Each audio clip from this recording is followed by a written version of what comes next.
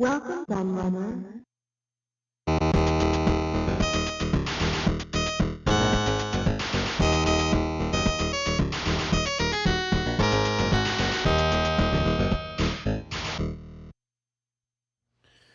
Hello everybody, Kieran aka The Laird here, and I'm back with a new book review for you. Haven't done one of these for a while actually, because I've been doing a lot of those Laird's Lowdown blog videos that have proved popular, but I wanted to get back to doing some books because I've still got tons to review in a stack to the side of me right now that are awaiting the video treatment, so we'll try to get some more done and some more magazine retrospectives as well, because I always enjoy doing those. But today you can see the book we have is the Ultimate 90s Retro Gaming Collection from, what's the company called? Sona Books. And this is a follow-on from a previous video I did, because if I flick this down, you may remember me looking at the Ultimate 80s Retro Gaming Collection here, a book that seemed strangely familiar to me when I started looking at it, and I quickly worked out that this was in fact an old retro gamer bookazine that they'd turned into a hardback book, rather misleadingly, because nowhere did it tell you that it was the Retro Gamer bookazine that had been turned into a book. Nowhere did it mention Retro Gamer or Future Publishing, or the people who wrote the original articles for Retro Gamer magazine. It made out that it was some kind of new book by a company called Sona, who really don't exist, because Sona are in fact a just a sub label of Future Publishing that they've used to knock out some books, hoping to trick people into thinking there's some kind of new book when they're not. So you might be asking, if I bought that knowing that that was a scam of sorts, this one's probably likely going to be the same thing, isn't it? Being it's the Ultimate 90s Retro Gaming Collection, and it follows on from that one. And you would be correct, because this is exactly the same thing. This is an old Retro Gamer bookazine from many years ago that I've already looked at on the channel. Many years ago. I looked at a long time ago on this channel, and yes, they've done the same treatment and turned it into a hardback book, and sort of removed references to who wrote the original articles, removed references to Retro Gamer magazine, and it doesn't really say Future Publishing anywhere either. You just get this Sona Books moniker that they've suddenly created. Now, the reason why I bought it is a different matter, simply because there was a clearance sale on Amazon, and this book came up, sort of recommended to me, and I knew exactly what it was as soon as I saw it, but it was £9, and I had a £5 voucher to use, because I get all these vouchers for Amazon from Microsoft Rewards, and yeah, so I got it for £4. So I thought, for the sake of £4, so I can do a video on it, yeah, not too bothered, because obviously free delivery Prime, so £4 essentially I paid for this with my voucher off. So yeah, I thought it would be worth a look, and then we can uncover the truth, and people can see what this book actually is, because yes, as I say, it is a reprint of a previous book by Retro Gamer magazine. It does say here Future Publishing, so that there is a reference to Future here, but it's mentioned Sona Books, Danan Media Publishing, whoever the hell they are, copy editor Danan Juliet O'Neill, so I'm guessing this Danan person is, but it doesn't mention Darren Jones, the Retro Gamer editor, who's the one who put the original bookazine together.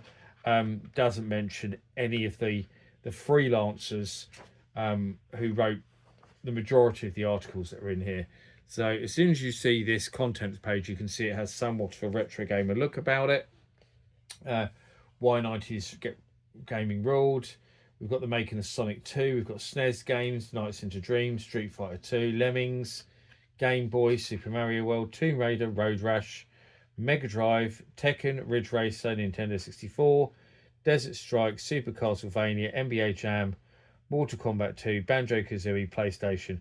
It's all pretty obvious, very safe stuff in here.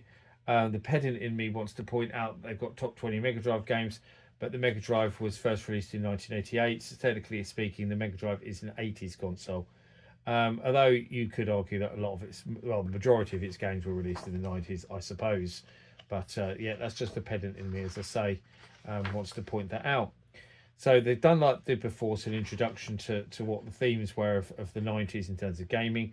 Then defining systems, which they've got as the Game Boy, the Mega Drive, so got released 1989. Technically it was 88 actually, but so kind of got that wrong if you take the Japanese release. But PlayStation 94, Super Nintendo 1990, Nintendo 64 1996.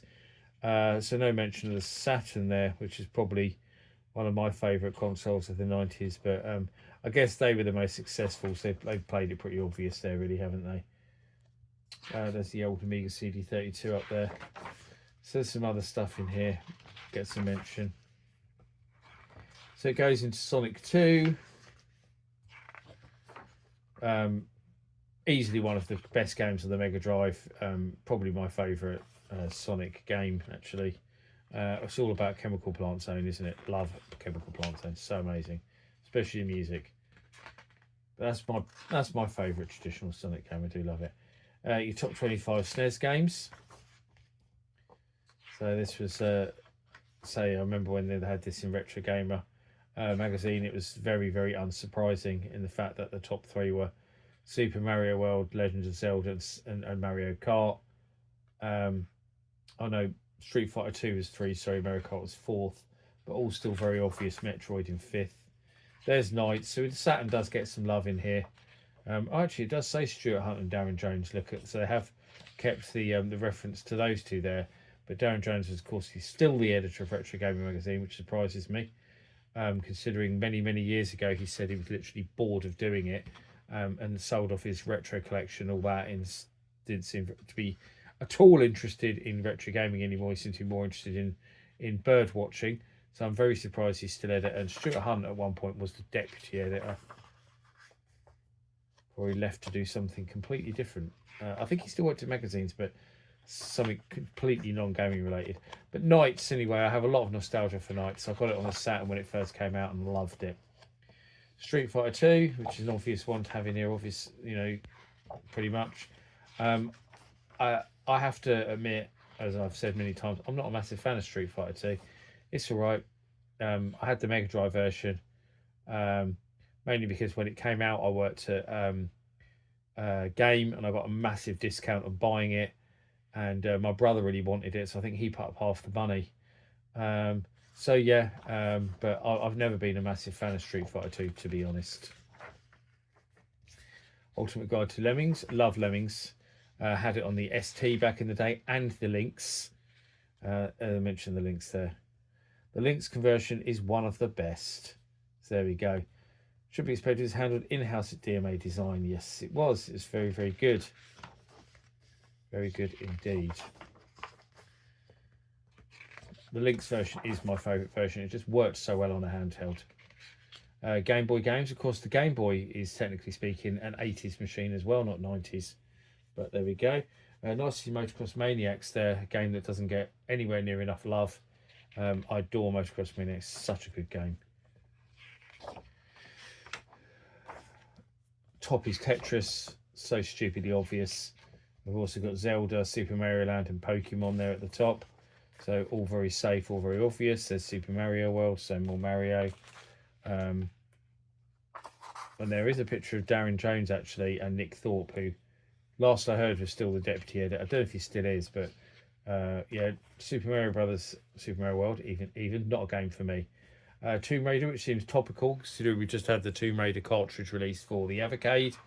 I got Tomb Raider when it came out for the Saturn, and I had what they call a white label version. Basically, before a game came out, they used to give shops copies to put on display, which just came with these plain white discs. One of my best friends worked for Dixon's, and he ran the gaming section in Dixon's. If you remember Dixon's, I do very, very well. Merged with Curry's and don't exist anymore. It exists as a company, but there's no shops called Dixon's anymore. They're only called Curry's PC World now. But anyway, he ran their gaming zone. He had a PlayStation. No one else in his store had a Saturn. So he used to get the Saturn games and give them to me. So I actually had Tomb Raider literally as soon as it came out, thanks to him. No box or anything, but I have to admit, I've never liked Tomb Raider. Back then, I found it very, very clunky, and didn't really get on with it. And I don't think it's aged well. So it's safe to say I will not be buying the Evercade version. I have no interest in buying it at all. Road Rash. Now, yes, see, I love Road Rash, especially Road Rash 2, which is amazing. Road Rash 2 is one of the best games on the Mega Drive. Can't get enough of that. Great game. Loved it back in the day. Easily one of my most played Mega Drive games. Then we've got the top 25 Mega Drive games. That's what we got here. Toe Jam and L, they're one of my favourites. Desert Strike, it was a goodie. Golden Axe. Dynamite Heady. Original Streets of Rage, Strider. Friend of Shinobi there. Road Rash 2 is 7th. I'll probably have it a touch higher than that. Number 1 is Streets of Rage 2. Yes, deserved. Sonic 2 is number 2. Probably is deserved as well. The original Sonic is 4th. Sonic 3 is 5th. So lots of Sonic at the top there. Gunstar Heroes 3. See, I find it quite hard to argue with the top of that chart. The 1, 2, 3 I find very hard to argue with. Which is unusual because I don't usually agree with a lot of these polls, but I will certainly wouldn't have Micro Machines Turbo Tournament in 6th though. I think there's a lot of better games than that. Tekken. Tekken's alright, but I preferred Virtua Fighter games personally. I'm not a big fan of fighting games. Ridge Racer. Never played much of Ridge Racer because I was a Saturn owner, so I was Daytona and Sega Rally. I do remember playing it in the arcades, but not well. It was not a game that I ever played a lot of. Although I do really like racing games, I have to confess. So Nintendo 64 games. My brother had a Nintendo 64 back in the day. But I never played on it much because we lived apart by that point. Didn't live that near each other. But I've never liked Nintendo 64. I have to confess, I'd struggle to even name 10 games that I like playing on the Nintendo 64, to be honest. I hate the controller, and most of the games I've played I didn't like. I like the WWF, for the wrestling games are pretty good. And Robotron 64 I really like. I struggle after that. F-Zero X, that's good actually. But Super Mario 64 is number 1, probably quite predictable. You'd be that or Zelda, wouldn't it, which was number 2. So yeah, Desert Strike, which already mentioned earlier actually. Very good game. Actually, my next door neighbour had the Mega Drive version. I didn't own the Mega Drive version, but my next door neighbour did, so I could borrow it off him whenever I wanted. But I did later buy the Lynx version when that came out, because the Lynx version is great. So it comes out, as it says, it's very, very good there, the Lynx version, which it is. Super Castlevania 4 on the SNES. That's a pretty good game, but I'm not a massive Castlevania fan, though. It is a pretty good game. NBA Jam. I owned the Jaguar version of NBA Jam back in the day, TE, NBA Jam TE. The Mega Drive version, I think I rented, and I quite liked it, but I never bought it. But I liked it enough that when it came out in the Jaguar, I bought the Jaguar version. But played a lot of that. Mortal Kombat 2, of course, which was a massive improvement on Mortal Kombat 1, I have to say. Mortal Kombat 1 was far too spammy. All the characters played pretty much the same, and you could just spam certain moves. And Mortal Kombat 2 is much more nuanced. Characters had more individual personalities. It was a much better fighting game. Banjo-Kazooie, don't like 3D platformers. Never really liked that game. And that's it really. Oh no, we've got the top 25 PlayStation games to finish the book off. Shame it's not the top 25 Saturn, isn't it? So what's at the top? Can you guess?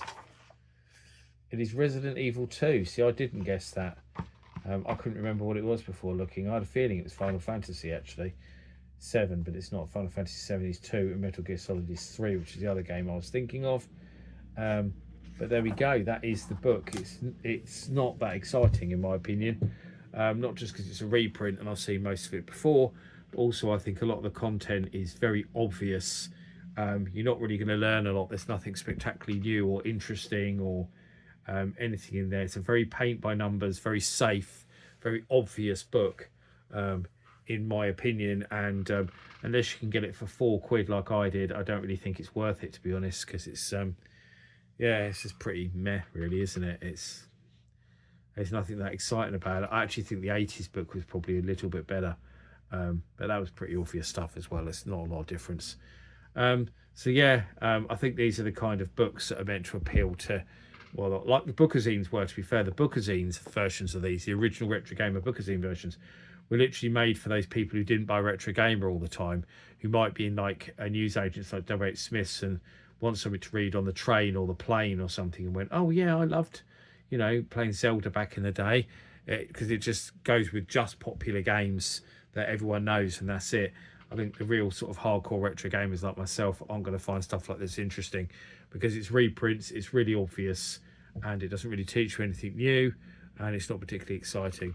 But there we go. Let me know what you think, and as always, I thank you for watching, and I'll see you all again for another video very soon. Bye bye.